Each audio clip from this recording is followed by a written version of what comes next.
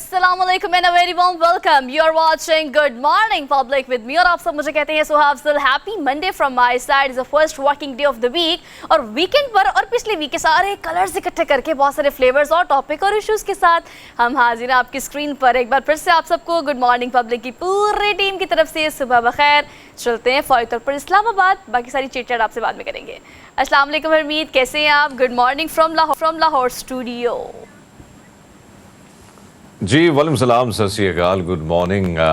सोहा, जैसे वीकेंड का बड़ा इंतज़ार होता है और वो जो खुशी है आपके चेहरे से वो झलक सबको नज़र आती है। लेकिन आज भी हम देख रहे हैं मंडे का दिन है और काफ़ी अब फ्रेश नज़र आ रही है। मेरे ख्याल में आपका वीकेंड बहुत अच्छा गुजरा है।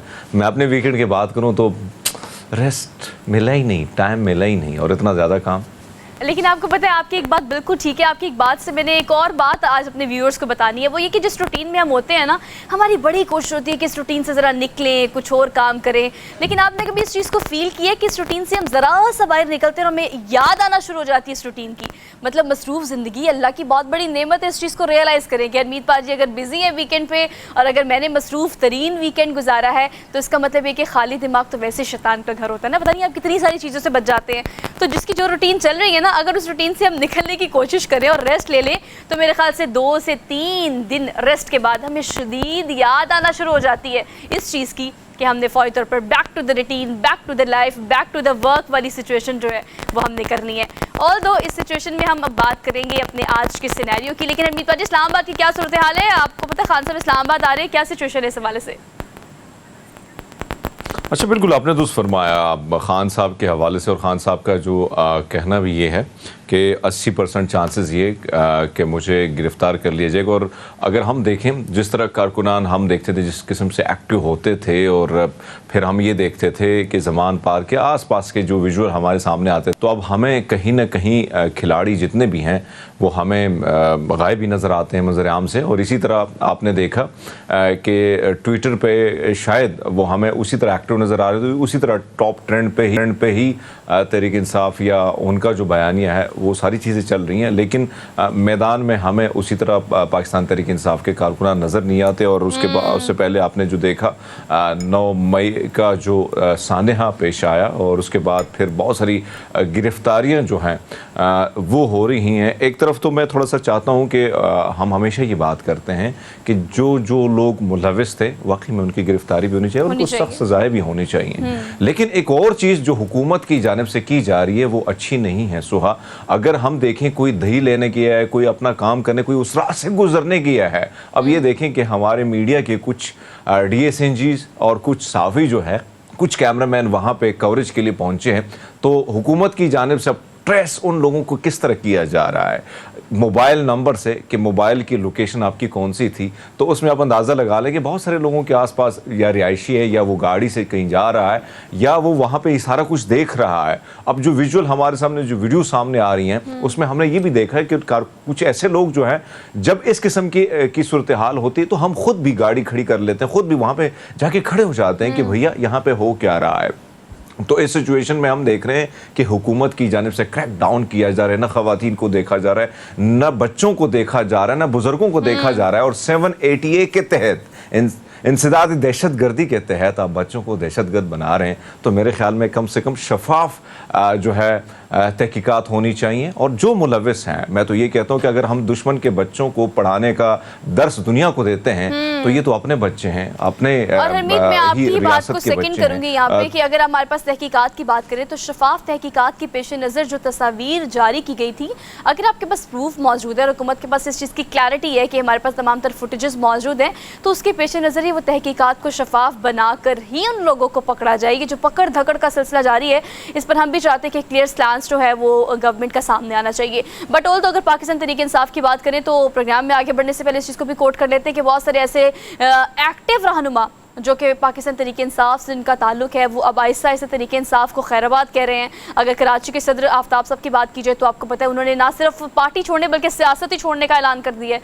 तो इस तरह की सिचुएशंस जो हैं वो ऑन एंड ऑफ हमें मुख्तलिफ सेक्टर से, जो PTI के जहाँ पर एक्टिव कारकुनान काम कर रहे थे as an MNA, as a MPA, और अगर वो वर्कर के तौर पर भी काम कर रहे थे, तो चीज़ें हमें कुछ इस तरह की दिखाई दे रही हैं कि वो अब इस पार्टी के साथ Yes, सोहा, पार्टी के हमारे साथ पास ना एक लंबी affiliate तारीख नहीं है और करना आपने दुरुस्त चाहते। फरमाया कि एक तरफ हम देखते हैं कि जब उरूज होता है तब बहुत सारे लोग आते हैं और अचानक जब एक पार्टी को इस नहज पर पहुंचाने की पूरी की कोशिश की जाती है तो फिर दबाव इस किस्म का ज़्यादा हो जाता है। आपको याद होगा कि हम चाहे जुल्फ़िकार अली भुट्टो के दौर पे चले जाएं तो उस वक्त क्या हुआ, दो दो पार्टियां बनी, पीपल्स पार्टी को बांटने की कोशिश की गई।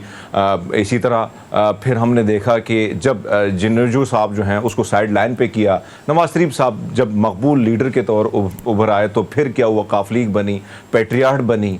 इसी तरह मामलात आपने देखे, लेकिन पार्टियां चलती रहीं। इसी वक्त तहरीक इंसाफ पे एक बुरा वक्त है, इसमें कोई शक नहीं, क्रैक डाउन हो रहा है, लोगों को पकड़ दकड़ जारी है। और इसी तरह आपको पता है कि हमारा जो नैब का इदारा है आप देखें कि इमरान खान साहब का सारे सियासी इंजीनियरिंग के लिए बना हुआ है। हाँ, लेकिन आपको पता है इमरान खान साहब का सारे सूरत हाल पर यही कह रहे हैं कि जो पार्टी में रुके हुए हैं मैं उनको वेलकम कहता हूँ, उनके साथ खड़ा हूँ, लेकिन जो जा रहे हैं मैं उनको रोकूंगा नहीं। इस हवाले से काफ़ी हद तक उन्होंने प्रेस कॉन्फ्रेंस की और क्लैरिटी दी। ऑल्दो हम पॉलिटिकल सिनेरियो पर डिटेल में बात करेंगे, हमारा एक पूरा सेगमेंट होता है इस पे, लेकिन अभी हम आगे बढ़ेंगे और आगे बढ़कर आज की जो हैपनिंग है वीकेंड पे, जो दुनिया में क्या क्या कहाँ कैसे कैसे हो रहा है, टीम ने सारा कुछ इकट्ठा करके हमारे पास ले आए हैं। लेकिन आज जो खबर मैं सबसे पहले आपको दूंगी वो ऐसी खबर ज़बरदस्त है कि ऐसी ज़बरदस्त खबर जिसमें ख़वातीन के कारनामों की हम बात करेंगे, और ख़ासतौर पे वो कारनामे जो ना सिर्फ पाकिस्तान में बल्कि ना सिर्फ सऊदी अरब में, अमेरिका, यूएस, कनाडा, आप कहीं भी बात करें तो ख़वातीन हर जगह हर फील्ड में इस वक्त आगे बढ़ चढ़ कर ऐसे काम कर रही हैं कि ख़वातीन समेत दुनिया दंग रह जाती है। हम अरब से ताल्लुक़ रखने वाली इस खलाबाज खातून की बात करेंगे। ये वो खलाबाज खातून है जिसने पूरे अरब में ये बात फैलाई हुई है और पूरे अरब में फ़ख्र का बाइस बनी हुई है, जो कि पाकिस्तान में हम देख रहे हैं कि खबर काफ़ी वायरल रही है सोशल मीडिया पे। हरमीत, आपको पता है कि पाकिस्तान की पहली और बल्कि अरब की पहली खातून है ये, जो कि सऊदी अरब से इनका ताल्लुक़ है, और अब ये इस मिशन के तहत जो है वो स्पेस में जाएंगी। 1 हफ्ते का इनका वहाँ स्टे होगा और 3 से 4 लोग जो है वो इस मिशन में इनके साथ होंगे। और सऊदी अरब जो इस हवाले से अपनी ख़बरों में, अपनी वीडियोस में, पिक्चर्स में, अपने जो कंसर्न डिपार्टमेंट्स हैं वहाँ से जो भी चीज़ें सामने आ रही हैं वो इस बात पर बड़ा प्राउड कर रहे हैं। और यकीनन ये पूरी दुनिया की ख़वातीन के लिए एक प्राउड वाली बात है कि ख़वातीन जो चाहें, जब चाहे, जहाँ चाहे, जिस फील्ड में चाहें वो कर सकती हैं। आपने बड़ी अच्छी खबर शामिल की है और मैं चाहता हूं कि एशिया की जो सऊदी अरब से तो हम देख रहे हैं कि वहाँ पे जब से हमने देखा है कि नए रूल्स मुतारिफ हुए तो ख़वातीन को ज़्यादा सपोर्ट किया जाता है, और फिर हम ये देख रहे हैं कि मुख्तलिफ़ इदारों में उनको काफ़ी सपोर्ट हासिल है और ये बहुत अच्छी बात है। चाहे इससे हमारे पाकिस्तानी इंतज़ामिया को भी सीखना होगा, हमारी ख़वातीन को भी इसी तरह, जिस तरह हम देख रहे हैं कि मुख्तलिफ़ डिपार्टमेंट में आगे बढ़ चढ़ कर हिस्सा ले रही हैं, और हमें सपोर्ट करना होगा। इसी तरह एशिया की पहली खातून जो है, जो हम देख रहे हैं कि उमूमन ऐसा होता है कि मुख्तलिफ़ ग्रुप्स जो हैं उनकी तश्कील दी जाती है और फिर वो जाते हैं, तो हिंदुस्तान से एक पहली खातून उसको भी शामिल किया गया जो एशिया की पहली खातून है, तो वो भी इस सफ़र में इनकी हम सफ़र होगी। तो मेरे ख़्याल में ख़वातीन को, चाहे वो हिंदुस्तान हो, पाकिस्तान हो, अफ़गानिस्तान हो या सऊदी अरब से ये ख़बरें जो आ रही हैं, मुझे इसलिए खुशी हो रही है कि सऊदी अरब की ख़वातीन जो है अब हम उनको सड़कों पे देखते हैं, ड्राइविंग करते हुए भी देखते हैं, उनको मुख्तलिफ़ डिपार्टमेंट में जॉब्स करते हुए देख, और इसमें कोई शक नहीं है, खुशहाली अगर आपको किसी रियासत की, किसी वतन की चाहिए तो उसमें ख़वातीन का बढ़ चढ़ कर एक रोल होता है। बांग्लादेश को अगर आज हम देखें तो वहाँ पर जो आबादी है उसका 45% की जो ख़वातीन है वो बढ़ चढ़ कर काम कर रही हैं, मुख्तलिफ़ फैक्ट्री में काम कर रही हैं, मुख्तलिफ़ डिपार्टमेंट में काम कर रही हैं।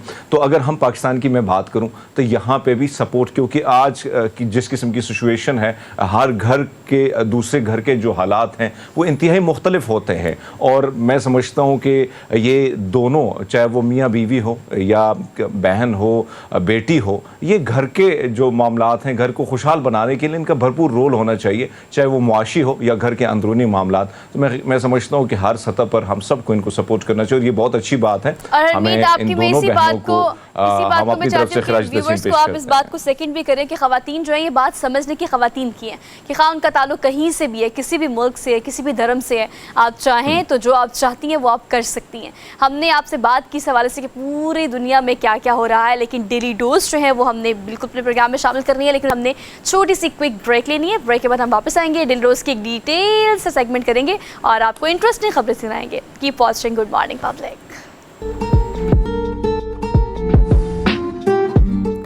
Welcome back after the break. Let's talk about top stories of the program, जो कि हमने आपसे पहले शेयर कर लिया। अब हम बात करेंगे डेली डोज की। डेली डोज की जो पूरा सेगमेंट होता है वो हरमीत पाजी को चूँकि बहुत ज़्यादा पसंद है, तो पहली खबर जो है हम हरमीत पाजी से कहते हैं कि उन्होंने सोशल मीडिया पे खबर देखी और फौरी तौर पर हमारी टीम को सेंड की कि फौरी तौर पर खबर जो है कल के डेली डोज में शामिल की जाए, क्योंकि खबर इतनी इंटरेस्टिंग, इतनी इंस्पिरेशनल है कि आप सुनेंगे तो आपको भी इस बात का अंदाज़ा हो जाएगा कि माजूरी या किसी भी चीज़ का लेम एक्सक्यूज़ अगर आप अपनी रोज़मर्रा ज़िंदगी में देते हैं तो इस बात को मान लें कि ये सिर्फ और सिर्फ एक एक्सक्यूज़ है और कुछ भी नहीं है।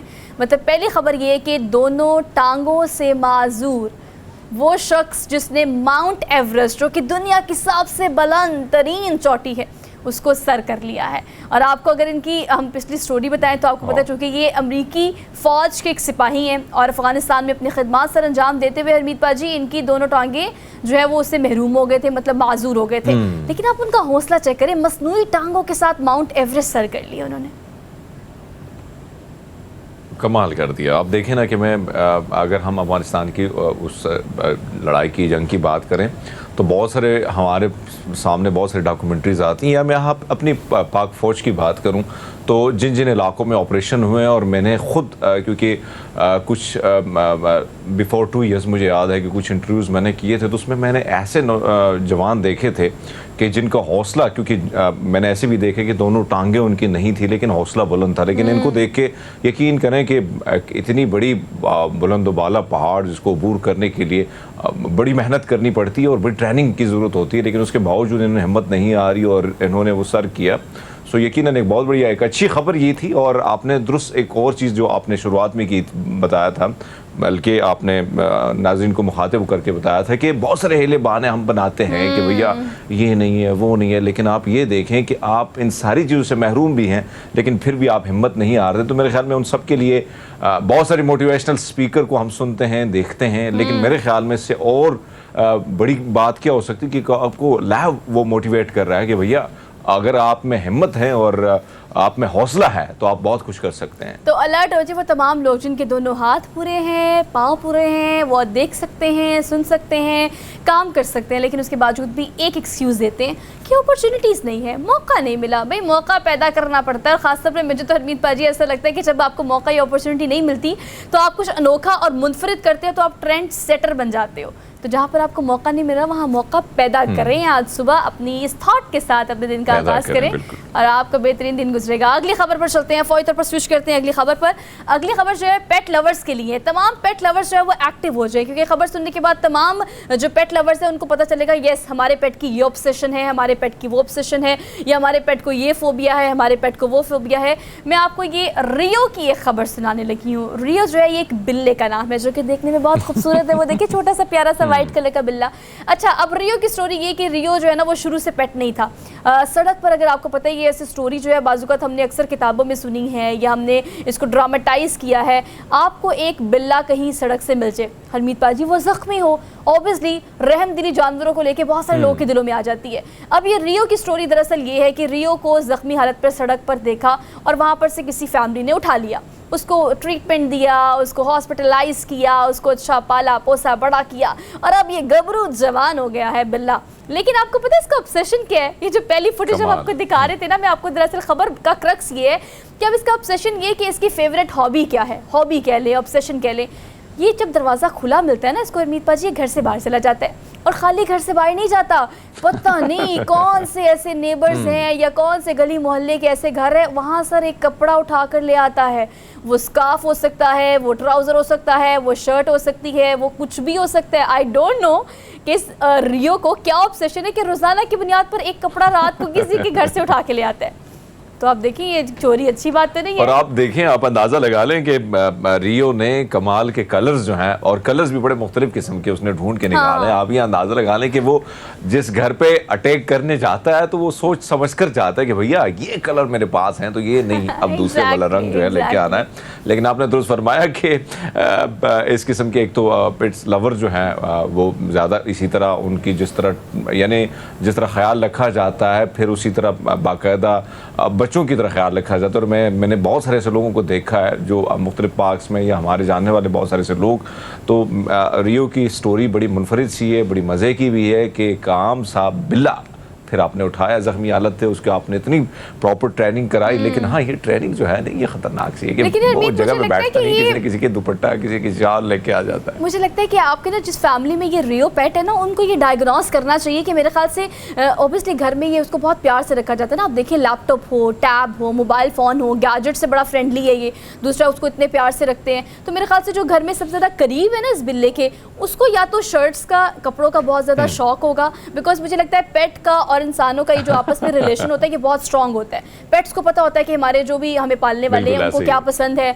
वो खाने में क्या पसंद करते हैं, पहनने ओढ़ने में क्या पसंद करते हैं। तो मेरे ख्याल से या तो ये शर्ट्स इकट्ठी करके लेके आता है, तो या तो इसको पालने वालों में से किसी एक को बहुत ज़्यादा शौक है कपड़ों का, या कलर्स का, या टी शर्ट्स का। तो ऑल दो मुझे लगता है कि ये बिल्ले को पता है कि मैंने कहाँ से कौन सी चीज़ गिफ्ट के तौर पर लेकर आनी है, लेकिन ख़रीद कर नहीं लेके आनी है, उठा कर लेकर आनी है, वो भी किसी के भी घर से। तो खैर ये पता नहीं अब किस सोच के तहत ये सब कुछ ये करता है, लेकिन इंटरेस्टिंग खबर है कि देखें उसकी मतलब जैसे इंसान सोचता समझता है ना, वैसे ही आपको पता है जानवर भी सोचते समझते हैं और इस तरह की कार्रवाइयाँ ऑन एंड ऑफ करते रहते हैं। अगली खबर पर चलते हैं, स्विच करते हैं अगली खबर पर। अगली खबर जो है वो एक ऐसी खबर है जो कि वायरल हुई है। अब आपको पता है हाथी दुनिया का सबसे बड़ा जानवर है, और अक्सर औक़ात हमने अपने ही शो में बहुत सारी ऐसी खबरें दी हैं हरमीत पाजी जो कि हाथी के मुख्तलिफ काम करने की है। कभी वो फ़ोटो खींच रहा होता है, कभी वो दोस्तों से इतना फ्रेंडली हो रहा होता है अपने, कभी कुछ।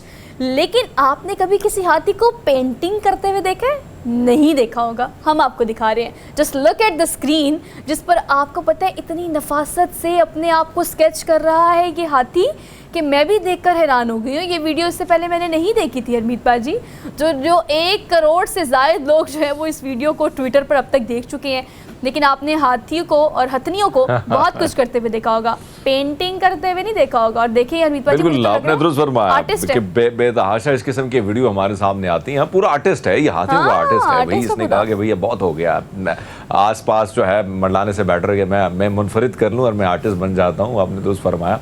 लेकिन हम हाथियों की बात करें, मुख्तलिफ जानवरों की बात करें, तो एक तो प्रॉपर जिस तरह इनकी आप देखते हैं मुख्तलिफ वीडियोज़ आ रही हैं, फिर इसकी ज़बरदस्त किस्म की ट्रेनिंग हो रही है, तो हम देख रहे हैं कि हर मैदान में अब ये अपना नाम रोशन कर रहे हैं। तो मेरे ख्याल में पेंटिंग का मैदान रह गया था, और हाथी जनाब ने सोचे कि भैया क्यों ना अपने सूंड से ही अच्छी सी खूबसूरत सी स्केच बना के, और वो भी अपनी बना के, और पूरी दुनिया को बताऊँ कि भैया हम हाथी भी किसी से पीछे नहीं आए। और आपको पता है कल आपके आई थिंक कोई स्टेटस था कराची की, अगर हम मधुबाला की बात करें तो आपको पता है कि उनकी भी तबीयत काफ़ी ज़्यादा ख़राब है। तो ऑन एंड ऑफ मैं सोशल मीडिया पे इस तरह की स्टोरीज़ देख रही थी। मतलब अगर आप सूजी की बात करें, उसके बाद हमने एक और देखा कि पाकिस्तान के एक ज़ू में क्या सूरत हाल रही। अब अगर हम कराची की बात करें तो मुझे लगता है पाकिस्तान के जितने भी ज़ू हैं ना, जितने भी चिड़ियाघर हैं, उसकी हालत ज़ार ऐसी है कि अब बहुत एक अरसे, लंबे अरसे के बाद इतनी तकलीफ़ें और सहूलियात का फ़ुक़दान और बहुत सारी ऐसी चीज़ें जो कि इन जानवरों के लिए वहाँ पर होनी चाहिए, वो ना होने की वजह से सबसे बड़ी ज़्यादा जो है, आपने यहाँ पे कवान को देखा, कवान इधर होता था इस्लामाबाद में, उसकी क्या हशर हुआ। कंबोडिया जैसे पहुंचा तो उसकी मस्तियाँ देखने वाली थी। इसी तरह कराची में और इस जितने भी पाकिस्तान में जितने भी ये ज़ू बने हुए हैं, माज़रत के साथ मैं कहूँगा कि उनकी ना देखभाल उसी तरह की जाती है, उनके खानों में भी करप्शन की जाती है। डॉक्टर जो है, जिस डंगर डॉक्टर जिसे हम कहते हैं, जिनको रखा किया होता है ट्रीटमेंट के लिए, वो भी वहाँ पर नहीं होता, और वो भी इसने अपने असिस्टेंट रखे होते हैं। ये सारी चीज़ें मैंने अपने आंखों से देखी, और यही जो इस्लामाबाद का ज़ू था, इसको बंद कराने में हमने पूरी कोशिश की थी ट्विटर के ज़रिए, और फिर बाकायदा एहतजाजी रैलियाँ जो हैं यहाँ पे निकाली जाती थी कि जानवरों के साथ जो सलूक हो रहा है वो अच्छा नहीं हो रहा है। तो मेरे ख्याल में इस किस्म की जो चीज़ें हमें बाहर से आती हैं, और फिर श्रीलंका की जानिब से जब हाथी दोबारा एक तोहफे के तौर पर देने की पेशकश की गई, तो मेरे ख्याल में हमने ट्विटर पर देखा मुख्तलिफ लोगों ने उसकी मुखालिफत की कि यहाँ पे आएंगे तो फिर उसका सूजी जैसा हाल होगा, किवान जैसा हाल होगा, या नूरजहां या मधुबाला जैसा हाल होगा। तो मेरे ख्याल में बेटर है कि इधर ही ना लेके आएँ। हमें दूसरे ममालिक में, और ये खूबसूरती होती है, आप इनकी देखभाल करते हैं मुख्तलिफ इलाकों में, मुख्तलिफ शहरों में, जब हम इनको देखते हैं तो यकीनन बच्चे भी खुश होते हैं। लेकिन ज़रूरी है कि इनकी अच्छी देखभाल की जाए, लेकिन वो ना होने की वजह से बीमारियाँ जो हैं जानवरों में बढ़ती जा रही हैं। बेहतरीन निगहदाश्त ना होने की वजह से जो भी चिड़ियाघर पाकिस्तान में उनकी जो सूरत हाल है, वहाँ जानवर उससे अच्छा फिर जंगलात में रहे और अपनी वो जो उनकी एक नेचुरल आबो हवा में वो एग्जिस्ट करते हैं, फिर मेरे ख्याल से वही रहना ज़्यादा ज़्यादा बेहतर है। लेकिन ऑब्वियसली बच्चों को दिखाने के लिए, सिखाने के लिए, पढ़ाने के लिए इस तरह के ज़ू यानी चिड़ियाघर बनाए जाते हैं ताकि इन जानवरों को बच्चे करीब से देख सके। लेकिन फ़िलहाल हालत ज़ार काफ़ी ज़्यादा बुरी है। अगली खबर पर चलते हैं, स्विच करते हैं अगली खबर पर। अगली खबर जो है वो ऐसी नायाब टोपी के हवाले से है जो कि आपने गिलगित बल्तिस्तान में बहुत देखी होगी, या अगर आप इस तरह की टोपी की बात करें तो मेरा सुल्तान या टर्की के ऐसे बहुत सारे ड्रामे जिसमें आप इस तरह की ज़्यादातर आर्ट इंटीक पीसेस देखते हैं। बल्कि अगर इस टोपी की बात करें तो चांदी, नायाब पत्थर और फिर खाल से तैयार करदा बल्तिस्तान की ये रवायती टोपी जिसकी कीमत जो है हरमीत पाजी वो 1 से 5 लाख तक है। वाह, कमाल है। लेकिन आपने बात की कि ये गिलगित बल्तिस्तान, हाँ हम देखते हैं कि मुख्तलिफ़ इलाकों में मुनफरिद किस्म की, और जो बच्चे ख़ासकर खैबर पख्तूनख्वा में जो बच्चे पैदा होते हैं और उनकी उम्र 6 माह से जब वो बढ़ते हैं, आगे बढ़ते हैं, तो उनके लिए मखसूस किस्म की टोपी जो है वो सर के लिए तैयार की जाती है। और इसी में भी इसी किस्म से जो चांदनी है, और छोटे छोटे बच्चों ने ही जो ले है ये टोपियाँ पहनी हुई है, तो अगर आपने खरीदनी है तो गिलगित बल्तिस्तान जाकर ये टोपी ज़रूर खरीदिएगा। एक क्विक ब्रेक ले लिए, वापस आएंगे। Keep watching good morning public.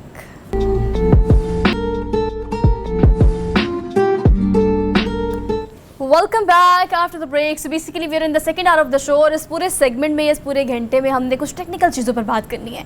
वैसे तो बाज़ाहिर देखने में अगर पाकिस्तान के ब्रांड्स की बात करें या टेक्सटाइल इंडस्ट्री की बात करें तो हमें लगता है बड़ी फ्लरिश है और बड़ा चीज़ें अच्छी है, ट्रैक पे जा रही हैं, बिकॉज ब्रांड लॉन्च हो रहे हैं, ऑनलाइन हो या अगर आप फिजिकल पेरेंट्स की बात करें तो बड़े सारे ब्रांड्स अच्छी तरीके से एडवर्टीजमेंट करते हैं। और अगर ख़वातीन की बात करें तो टेक्सटाइल इंडस्ट्री या कपड़ों की तो एक भरमार हमें मार्केट में नजर आती है।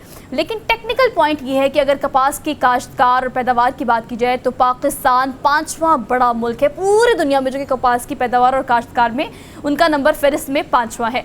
लेकिन अगर हम बात करें बरामदात की, यानी टेक्सटाइल इंडस्ट्री की बरामदात की, तो शायद हमारा 40वां नंबर भी नहीं आता, या पहले 10 अगर हम उन टॉप ममालिक की बात करें, उन टॉप कंट्रीज़ की बात करें जो कि बरामदात में टॉप 10 में आती हैं, तो टॉप 10 में हमारा कहीं भी नंबर नहीं है। लेकिन अगर हम बात करें थोड़ी कंपैरिजन की, तो चलिए थोड़ा सा कंपैरिजन भी कर लेते हैं। बांग्लादेश की अगर हम बात करें तो कपास की पैदावार में उनका नंबर है 40वां, लेकिन अगर बरामदात की बात करें तो बरामदात में वो इस फहरिस्त में 3रे नंबर पर विराजमान है, जो कि टेक्सटाइल इंडस्ट्री में बरामदात में इतना अरबों खरबों कमाने के बाद इसका नंबर बनाने में और इसको मेंटेन करने में वो आज भी कामयाब है। चलिए ज़्यादा दूर नहीं जाते, हम हमसाया मुल्क की बात कर लेते हैं। तो अगर हम भारत की बात करें तो भारत का इस फहरिस्त में 5वां नंबर है, जो कि बरामदात में अगर देखा जाए तो कितनी आगे आहिस्ता आहिस्ता ग्रेजुअली बढ़ती चली जा रही है। पाकिस्तान में हरमीत पाजी अगर टेक्सटाइल इंडस्ट्री की बात करें तो 1200 टेक्सटाइल इंडस्ट्रीज और मिल्स में आधी से ज़्यादा इस वक्त बंद पड़ी हैं। 600 से ज़्यादा, मतलब अगर आधी हुई 1200 की तो 600 से ज़्यादा बंद है।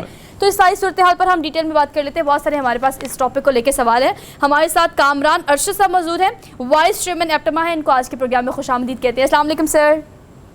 जी वालेकुम सलाम sir, thank you so much for joining us this morning. Sir first of all तो ये कहिएगा कि हमने जो रिसर्च किया उसके मुताबिक जो कोविड-19 है उसके एरा के बाद काफ़ी इंडस्ट्रीज़ बंद थी, लेकिन ग्रेजुअली आप लोग back to the work, back to the life की तरफ हम लोग जाना शुरू हो गए और इंडस्ट्रीज फ्लोरिश करना शुरू हो गई थी। उसके बाद गैस और बिजली के नर्ख बढ़ने के बाद जो है वो अब देखा जा रहा है कि पिछले 1 साल में बहुत सारी इंडस्ट्रीज़ बंद हुई हैं। 1200 में से अगर 600 बंद है तो हम इसको किस तरह से डाइजेस्ट कर रहे हैं अभी तक देखें जी, कोविड से निकलते हुए पाकिस्तान की खुशनसीबी ये थी को अल्लाह का करम था कि पाकिस्तान कोविड से उस तरह मुतासिर नहीं हुआ जिस तरह चाइना या बांग्लादेश, वियतनाम हुए। पाकिस्तान पहले खुल गया। उस वक्त की हुकूमत वक्त ने फैसला किया कि हम बंद नहीं रह सकते, SOP इन चीज़ों को इम्प्लीमेंट करके प्रॉपर प्रिकॉशंस कोविड को खोला। बात को हुआ ये कि पाकिस्तान मार्केट अपने निस्बत पहले आ, उस एक टाइम को पाकिस्तान ने एंजॉय करके, प्लस गवर्नमेंट ने स्पेशल टैरिफ्स दिए थे बिजली के और गैस के, जो कि जून 2023 तक बेस हैं। इस नतीजे में जो स्पेशल टैरिफ्स दिए गए, प्लस पाकिस्तान कोविड से सबसे पहले निकला, पाकिस्तान की एक्सपोर्ट $14 बिलियन पे जो स्टैग्नेंट रहती थी वो पिछले साल $19.5 बिलियन पे आई, और आपकी इज्तमाही एक्सपोर्ट $31.5 बिलियन पे। तो आपकी $31.5 बिलियन की इज्तमाही एक्सपोर्ट और $19.5 बिलियन की टेक्सटाइल एक्सपोर्ट इस तारीख में पहली दफा अचीव। पहले तो एक बहुत बड़ी आपकी टेक्सटाइल सनत की कामयाबी थी एज ऑफ 30 जून 2022।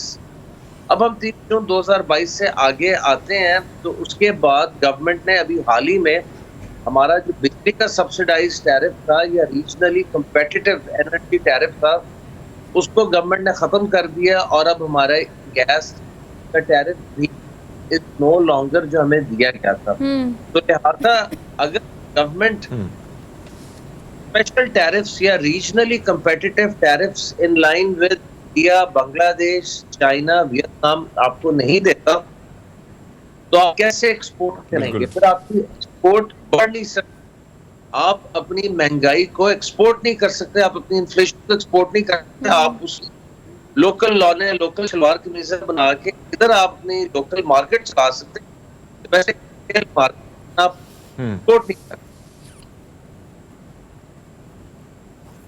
जी हरमीत। कामरान साहब, जी कामरान साहब, अगर हम देखें, अब हमें याद है माजी में जब हम कराची में हुआ करते थे तो बहुत सारे लोग जाते थे रोज़गार के लिए, बड़ी बड़ी फैक्ट्रियां ओपन थी और फिर अचानक पाकिस्तान में बिजली का बहरान बना और उसके बाद हमने ये देखा कि एक तो थ्रेट्स बहुत ज़्यादा थी, माफिया इस किस्म का सरगर्म था कि वो भत्ता लेने पर लोगों को मजबूर किया करते थे। आपको याद है कि अभी जिस तरह सोहा ने फरमाया, बांग्लादेश का जिक्र किया, तो बहुत सारी फैक्ट्रियां वहां पे गई। अभी हमने रिसेंटली जो हालात देखे हैं, इंटरनेट की बंदिश से बहुत सारे अमेज़ोन या दीगर जो हैं उनकी जानिब से जो पाकिस्तान के हवाले से उन्होंने वार्निंग जारी की थी, तो ये कितना बड़ा नुकसान है कि एक तरफ तो बिजली का बहरान, गैस का बहरान और फिर हमने इंटरनेट का मामला जो है लाके खड़ा कर दिया। तो आप क्या कैसे देखते हैं आगे इंडस्ट्री को? क्या इसी तरह अगर सिलसिला रहा तो जिस तरह चीज़ें हमारे सामने आ रही तो वो ठप नज़र आती हैं? सर, प्रॉब्लम यह है किसी भी मुल्क की सनत को और उसकी एक्सपोर्ट को आपको जियोपॉलिटिकल स्टेबिलिटी बड़ी जरूरी है। ऑलरेडी आपके यहाँ इन्फ्लेशन राइज को जा रही है 35 से 38% को। आपकी पिछले साल सैलाबों की वजह से, रैकेट फ्लडिंग की वजह से आपकी कपास की आउटपुट सिंध, पंजाब बहुत बुरी तरह से मुतासिर हुई। पिछले साल आपकी कपास की पैदावार बहुत नीचे। आपने जिक्र किया बांग्लादेश का कि बांग्लादेश की कपास ना होने के बराबर है एंड येट बरामदात में, या अगर आप बाहर के स्टोर जाते हैं, सारा जितने टॉप ब्रांड हैं हर 5 में से 1 या 2 गारमेंट्स पे आपको मेड इन बांग्लादेश का टैग नजर आता है। Exactly. सर बांग्लादेश है कि हमने पिछले 13 सालों में हर साल 4 से 5 बिलियन डॉलर कर्जे में इजाफा किया है एंड उसकी वजह से आज हम 116 से 118 बिलियन डॉलर के इंटरनल एंड एक्सटर्नल कर्जों पे मौजूद है। तब हमारी इज्तिमाई एक्सपोर्ट को 19-20 बिलियन डॉलर होती थी और टेक्सटाइल एक्सपोर्ट उसमें कोई 10 बिलियन डॉलर। यह सन 2008 की बात। बांग्लादेश ने उसके बाद से हर साल 3 से 4 बिलियन डॉलर हर साल 2008 के बाद से 4 बिलियन डॉलर सालाना अपनी टेक्सटाइल एक्सपोर्ट का इजाफा करते करते अपनी 2008 की 10 बिलियन डॉलर एक्सपोर्ट को जून 2022 तक 47 बिलियन डॉलर 47 बिलियन पे ले गए और हम सिर्फ अपनी 10 बिलियन डॉलर की एक्सपोर्ट को पिछले 15 सालों के अंदर 19.5 बिलियन डॉलर पे लेके गए हैं। तो ये हमारा एक कलेक्टिव मुख्तलिफ हुकूमतों का पॉलिसी फेलियर है।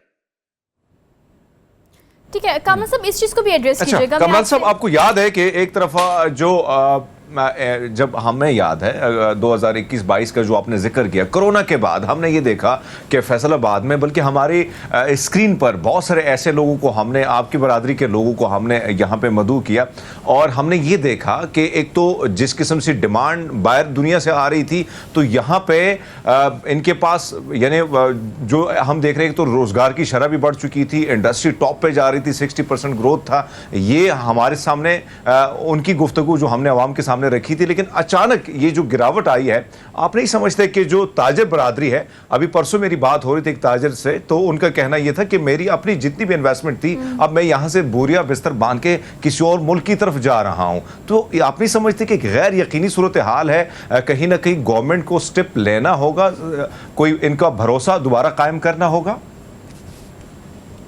सर गवर्नमेंट को बीच में आना पड़ना है, रीजन भी है करंट को सिर्फ force port compress port economy उसको उन्होंने फोर्स आप कुछ फॉरवर्ड आप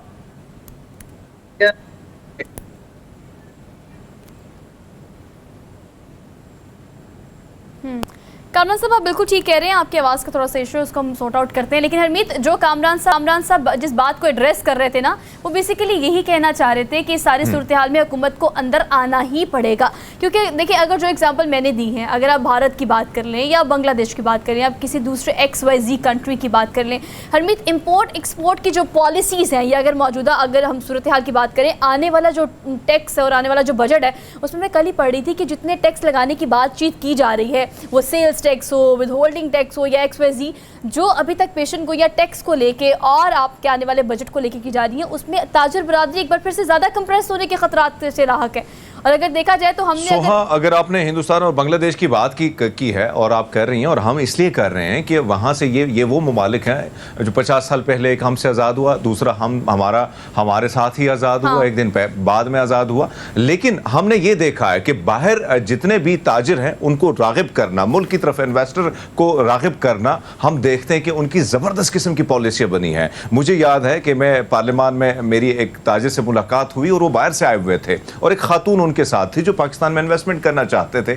लेकिन यहां पे मिनिस्टर साहिबान ने उनसे ये कहकर कहा कि भैया आपको इजाजत दे देते हैं, लेकिन हमें क्या मिलेगा, ये जो सिलसिला है। और फिर हम दूसरी जानिब ऐसे लोगों को देखते हैं कि भत्ताखोरी और उस किस्म की धमकियां जो दी है। जब तक आप किसी को, हर शख्स इन्वेस्टमेंट करना चाहता है, लेकिन वो देखेगा कि ग्राउंड पे रियलिटी क्या है। एक तरफ तो हमारे सियासी मामलात एक अदम इस्तेहकाम की सूरत हाल है, दूसरी जानिब हमने जिस तरह इलेक्शन से भागने के लिए जो चीजें पोर्ट्रे की हैं कि मुल्क में बड़ी दहशतगर्दी है, मुल्क में जिस किस्म से चीजें हमने दुनिया भर को, आप देखें क्रिकेट के हवाले से एशिया कप जो पाकिस्तान में होना था, हिंदुस्तान को एक जवाज हमने दिया। तो इस किस्म की सूरत हाल होगी तो इन्वेस्टर क्यों आएगा इन्वेस्टमेंट करने के लिए। और जो पाकिस्तान में जो बैठे हैं, जिनका दिल धड़कता है, जिनका दिल दुखता है, जिनके दिल जुड़े हैं पाकिस्तान के साथ, जब वो यहाँ पे कारोबार करना चाहते हैं, गवर्नमेंट उनके साथ बैठना नहीं चाह रही है। उनको सब्सिडी देनी चाहिए थी, उनको प्रोटोकॉल प्रोटेक्शन देनी चाहिए थी कारोबार के हवाले से, लेकिन इन सारी चीजों के हवाले से जिन पर आप बात कर रहे हैं। लेकिन दो वजूहात जिसकी आपकी पूरी डिस्कशन में जो दो क्रक्स निकलते हैं ना, वो ये कि एक तो हमने इमेज ऐसा पोर्ट्रे कर दी है,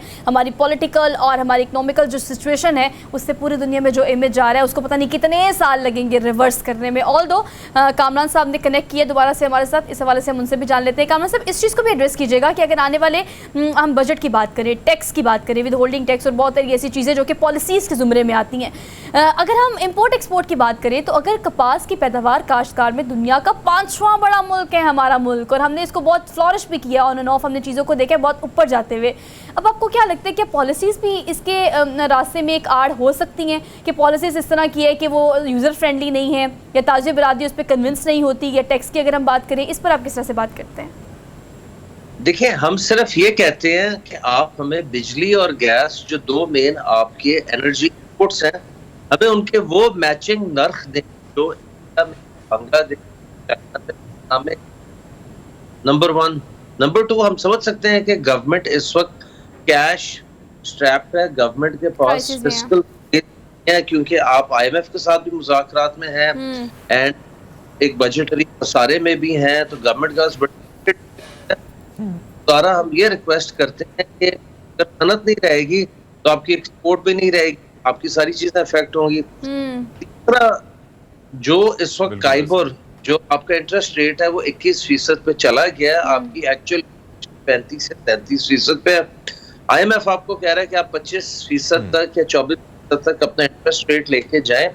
पड़ोसी ममालिक या कंपीटिंग कंट्रीज में अगर सूद की शरह 8 से 9% होगी, इंडिया में, चाइना में या श्रीलंका जो अभी अभी IMF पैकेज में गया, और वहाँ अगर सूद की शरह 15 से 16 होगी, तो हमारे अगर सूद की शरह 21% काइबोर है और एक कंपनी को 23-23.5% देना पड़ता है, तो इस पर आप खुद अंदाजा लगा लें कैसे इकोनॉमिक एक्टिविटी जनरेट होगी, हाँ। बल्कि उल्टा अब लोगों ने क्या किया है कि 3 month 6 month fix term deposits में या 1 साल के फिक्स डिपॉजिट में लोगों ने बैंकों में सेविंग्स अकाउंट खोल लिया और पैसे को सेफ रखने के लिए कि हम किसी इकोनॉमिक या कमर्शियल एक्टिविटी में एंगेज ना हो, घर बैठ दूध खाओ, पैसों पे कोई रिस्क लेने की जरूरत नहीं है।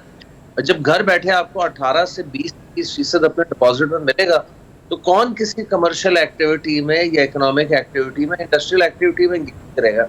ये एक और बड़ी खतरनाक बात है जो हम देख रहे हैं, की वजह से बिजली गैस के न होने की वजह से और आपके सूद की शरह को अब नॉर्मली हाई या अपने रैकेट हाईएस्ट लेवल पे होने की वजह से हमें तो खतरा ये है कि पाकिस्तान में कहीं डी इंडस्ट्रियलाइजेशन ना स्टार्ट हो जाए। जब आपकी सनतें बंद होगी, कारखाने बंद होंगे, तो वो फिर एक उसको रीगेन करने में जो हमने पिछले 4-5 साल में किया सद। सर आप ठीक कह रहे हैं। अच्छा सर ये बताइएगा, बीइंग अ वाइस चेयरमैन आप बताएं कि अगर सूरत हाल को आप लोगों ने एड्रेस किया अपने तौर पे, लेकिन चूंकि आपने कहा कि हुकूमत का इन्वॉल्व होना बहुत ज़्यादा ज़रूरी हो गया है, 1200 में से 600 इंडस्ट्रीज़ का बंद होना एक बहुत बड़ी चीज़ है जो कि पाकिस्तान की मार्च सूरत हाल को बेहतर करने के लिए भी आप लोगों ने हमेशा इस तरह से पार्टिसिपेट किया है। एक टेबल पर बैठने के लिए, मुज़ाकरात के लिए, निगोसिएशन के लिए, have you like guys do something? आप लोग अभी कुछ कर रहे हो, कुछ करोगे इस हवाले से? जी, हमारे पिछले हफ्ते मुलाकात हुई थी इसहाक डार साहब से और उनकी पूरी उन्होंने कुछ हमें यकीन दहानी तो दिलाई है, लेकिन उनके पास स्पेस बहुत लिमिटेड है।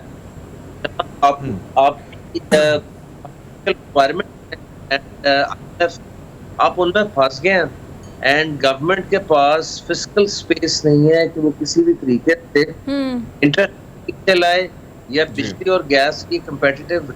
हम कोई उनसे सब्सिडी तो मांग नहीं रहे, हम तो सिर्फ ये कह रहे हैं कि हम अपनी इकाई को एक्सपोर्ट नहीं कर सकते। पाकिस्तान को कंपेटिटिव होने के लिए बिजली और गैस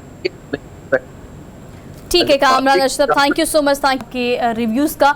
और उनके मुतालबात या पूरी इंडस्ट्री को अगर एज अ होल देखें या पूरी इंडस्ट्री को, इस पूरी सनत को देखें, तो कहना सबका यही है कि हम ज़्यादा मुतालबात नहीं करते, माँ सिवाय इसके कि हमें मैचिंग रेट्स दिए जाएँ गैस के और बिजली के, ताकि दोबारा से वो इंडस्ट्री जो कि बंद पड़ी हैं उनको बहाल किया जा सके, जो कि हमारी रीढ़ की हड्डी कहलाती है, जिससे हमारी माशी सूरत हाल दिनों में बेहतर हो सकती है। हमने एक ब्रेक लेनी है, आप देखते रहिए प्रोग्राम जिसे हम कहते हैं गुड मॉर्निंग पब्लिक।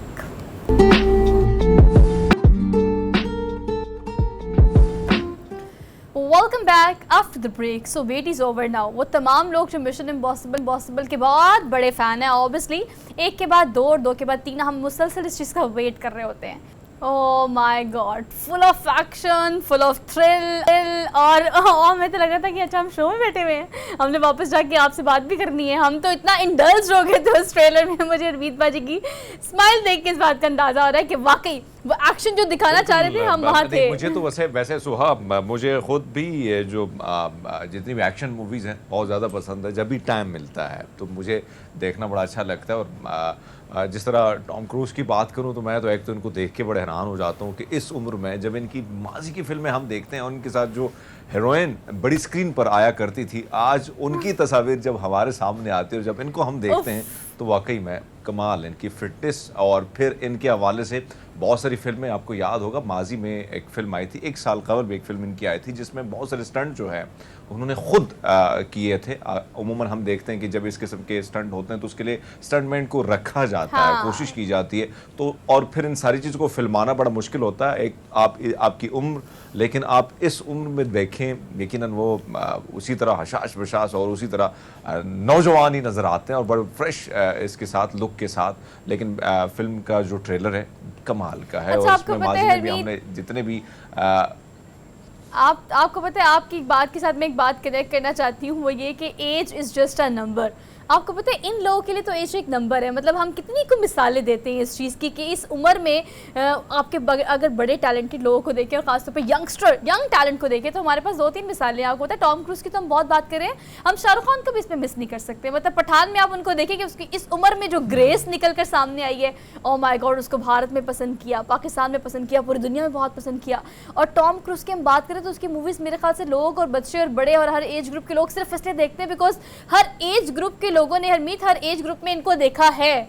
मतलब बचपन में भी देखा है, जवानी में भी बिल्कुल देखा ऐसे है और अब बुढ़ापे में भी लोग इसको देख रहे हैं, लेकिन मुझे लगता है कि बुढ़ापे में भी देख रहे हैं। बुढ़ापे में भी, लेकिन वो सही बूढ़े बात हो है, गए। जो बुढ़ापे में पहुंचे हैं वो देख के जेलस भी होंगे कि भैया टॉम क्रूज को देख के अभी भी उसी तरह स्मार्ट नजर आ रहे हैं। बात आपकी दुरुस्त है कि हम बॉलीवुड के जितने एक्टर हैं, या आप माजी में थोड़ा सा जाएं और हम अगर देखें 80s या 70s के जितने भी हीरो थे या 60s से जो आए थे, उमूमन हम देखते कि 50 तक पहुंचते या 45 तक पहुंचते तो मामला बड़े जाती है। ख़राब नज़र आते हैं। लेकिन आज हम देखते हैं कि चाहे वो सलमान खान हो या हम इसी तरह शाहरुख खान की बात करें या दीगर सुनील शेट्टी की बात करूं, मैं तो हैरान हूं उनकी फिटनेस को देख के, और इस उम्र में भी वो उसी तरह अक्षय को फिट नज़र देखें। आते हैं। तो मेरे ख्याल में बहुत ज़्यादा कोशिश की जाती है कि एक तो फिटनेस के हवाले से और फिर खाना पीना जो है बड़ा एहतियात किया जाता है। और हम देखते हैं कि मुख्तलिफ सेट्स पे जब ये जाते हैं तो इनके हवाले से बाकायदा जो जो खाने, क्योंकि पहली फिल्म में जब आपने एंट्री मारी होती है तो डायरेक्टर या प्रोड्यूसर साहब ने जो भी आपको खिलाना है अभी आप हाथ जोड़ते हैं कि चीज़ खा लेंगे।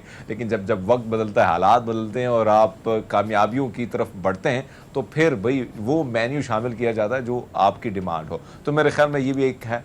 और बाकायदा हम देखते हैं कि अगर मैं ख़ासकर इस इलाकों में या हमारे इलाकों में बॉलीवुड का भी काफ़ी राज है, तो हम ये देखते हैं कि अगर ऐसे फिल्म स्टार जो हमारे सामने हैं तो जो सेट पे जाके भी अपनी एक्सरसाइज को नहीं छोड़ते हैं। तो बात हमेशा जिस एक्सरसाइज की हम करते हैं, लेकिन फिल्म बड़ी कमाल की है और एक्शन से भरपूर है और बड़े मज़े की है। और एक्शन फिल्में देखने वाले जितने भी शौकीन है फिल्मों के, तो मेरे ख्याल में उनके एक बड़ा प्रोजेक्ट है और इसको देखना फिर सिनेमा के बड़ी स्क्रीन पर देखना, इसका एक अलग मज़ा है। और हरमीत, आपको पता है they are the part of the screen, so being a part of the screen आपको मैनेज करना पड़ता है अपनी रूटीन को, अपने लाइफस्टाइल को, अपने खाने पीने को, अपनी हैबिट्स को। बिकॉज आप देखिए स्क्रीन पे आ रहे हैं तो आप कमा रहे हैं ना, वे ऑफ इनकम तो आपका यही है, आप खूबसूरत जवान अच्छे खासे मास्टर लगेंगे तो ही तो पैसे कमाएंगे। तो देखिए हमारा भी थोड़ा बहुत यही हाल है। कोशिश तो हम खैर बहुत करते हैं, लेकिन टॉम क्रूज की तो क्या ही बात है कि एज को तो अगर आपने रिवर्स करना है ना तो आप इनसे सीखें कि इनकी रूटीन क्या है। और बहुत सारी ऐसे हमारे पास भी आपको पता है मिसालें, मतलब अक्षय के बारे में कहा जाता है कि वो रात को 8 बजे के बाद लोगों से नहीं मिलते और रात को मतलब 3 बजे सुबह कहीं या 3 बजे कहीं रात को वो 3 से 4 बजे सुबह के टाइम उठ जाते हैं। तो अगर उनकी ये रूटीन हो सकती है तो भाई आपकी ये रूटीन क्यों नहीं हो सकती? रूटीन बेहतर करें, सुबह सुबह उठें, हमारा शो देखें और उसके साथ साथ अपनी रूटीन को बेहतर करें। खैर आगे बढ़ते हैं, हमने एक और ज़बरदस्त सा पैकेज आपको दिखाना है, लेके चलेंगे आपको स्विट्ज़रलैंड, लेकिन पाकिस्तान के स्विट्ज़रलैंड लेके चलेंगे आपको, यानी हरमीत पाजी के शहर चलते हैं। हम सवात की बात कर रहे हैं। सवात के जो फ्रूट्स हैं अब उनका सीजन पीक पर आ गया है। आड़ू और उसके अलावा आलूचे जो है वो वहाँ के बड़े मशहूर हैं। अब आप देख के ज़रा पैकेज वापस है, फिर हम हरमीत पाजी से इन फ्रूट्स का रिव्यू लेते हैं। Have a look. सयाहों की मस्कन सवात की खूबसूरती के चर्चे तो पूरी दुनिया में हो रही है, लेकिन ये अपनी खूबसूरती के साथ मुख्तलिफ किस्म फलों की सरजमीन भी है। यहाँ पर आजकल आड़ू और आलूचा की सीजन शुरू हो चुका है और बागबान इन हुसूसी फलों को मंडियों में सप्लाई के अमल में मसरूफ है। आड़ू और आलूचा पक जाते हैं, इसको हम तोड़कर कार्टनों में पैक करके मंडियों में सप्लाई करते हैं। लेकिन इस दफ़ा जड़ाबारी से काफ़ी आलूचा के बागात ख़राब हुए हैं, जिसकी वजह से आलूचा के पैदावार में कमी के साथ हमारे बागबानों का भी बहुत नुकसान हुआ है। बागबानों का कहना है कि इस साल शदीद बारिशों और जालाबारी से फलों के बागात को काफ़ी नुकसान पहुंचा है, जिसकी वजह से फलों की पैदावार में कमी की वजह से नुकसानात का खदशा है। स्वाद की खूबसूरतियाँ और यहाँ पर किस्म किस्म फलों की बागात स्वाद की मशीयत में अहम किरदार अदा कर रही है। इसके अलावा स्वाद के जायके में मुनफरद ये फल मुल्क के दूसरे इलाकों में बहुत पसंद की जाती है, जिसमें आड़ू, आलूचा, सेब और अखरोट बहुत मशहूर है। सवात में आलूचा तैयार होने के मौसम में हज़ारों लोगों का रोजगार इससे वाबस्ता हो जाता है और आलूचा के एक आम बाग में कम से कम 50 मजदूर काम करते हैं, जिनकी कम से कम उजरत 1000 रुपए तक होती है। सरजमीनी स्वाद अपनी खूबसूरती के साथ साथ किस्म किस्म फलों के लिए भी मशहूर है और यह है कि सवात के फल पाकिस्तान के अलावा दूसरे ममालिक में भी पसंद की जाती है। कैमरामैन अजब खान के साथ समद अंजुम, पब्लिक न्यूज़, सवात। हरमीत पाजी से अच्छा कोई नहीं बता सकता कि आलूचे जो है वो कितने अच्छे होते हैं सवात के। हरमीत बता दे हमें। अच्छा, वैसे सोहा, दो चीज़ें, बहुत सारे फल हैं सवात के, लेकिन आजकल सीज़न आलूचा और आलू बुखारा और इसी तरह आड़ू का है। तो आड़ू की मैं अगर बात करूं तो बड़ा रस भरा आड़ू होता है, बड़ा मीठा होता है, बड़े मज़े का भी होता है और बड़ा मुनफरिद होता है उसका जायका दूसरे आड़ू से जो मैंने यहाँ पे छके हैं इस्लामाबाद में, और चाहे मैं सवात में अगर जाऊँ। इसी तरह आलूचे की मैं बात करूँ तो उसकी मुख्तलिफ अक़साम होती है। छोटा साइज़ भी उसका बड़ा छोटा होता है, ग्रीन भी होता है, उसमें रेड भी होता है और खट्टे मीठे होते हैं, बड़े मज़े के होते हैं। और ख़ासकर मैं आलू बुखारा की बात करूं तो वो बिल्कुल जामी रंग का होता है और अंदर से उसका जो रस भरा होता है। मैं ज़्यादा बातें करूंगा, इसीलिए मैंने आपसे कहा था हरमीत पाजी इसका रिव्यू करेंगे, जो ग्लैमराइज उन्होंने इन फ्रूट्स को कर दिया है ना। उसके बाद तो भैया आप भी दिन का आगाज़ करें, अच्छा सा फ्रूट खाएं, क्योंकि सीज़न फूड जो है उसको सीज़न में ही खाना चाहिए। तो सीजनल फ्रूट जितने मार्केट में है कोशिश करें कि उनको अपनी रूटीन का हिस्सा बनाएं, बिकॉज इससे जो आपको विटामिन्स मिलते हैं वो किसी और चीज़ से आपको नहीं मिलते। तो we are done with the show. इंशाल्लाह आपसे कल करेंगे मुलाकात नए टॉपिक नए इश्यूज़ के साथ। अपना बहुत सारा ख्याल रखें और अपने से मुंसलिक रिश्तों का, दोस्तों का और यारों का भी ख्याल रखें। अल्लाह हाफ़िज़।